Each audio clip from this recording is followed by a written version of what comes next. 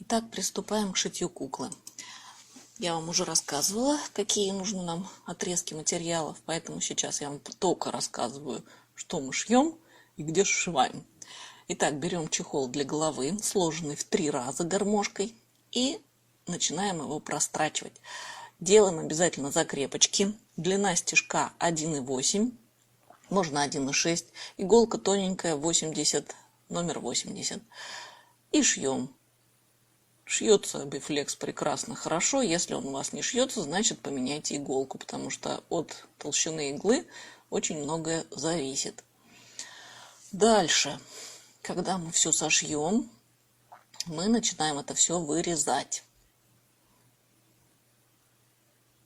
отступая от края строчки 3-4, ну да, хватит 3-4 миллиметра. Обязательно делаем закрепочку, то есть шов назад, шаг назад,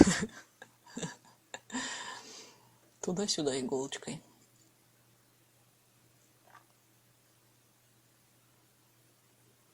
Для этой куклы обязательно использовать бифлекс. Он тоненький и тянется прекрасно и хорошо. Тогда у вас получится точно лицо такое, какое у моей куклы. Если вы будете использовать другую ткань, более плотную, то получится что-то другое, но тоже получится.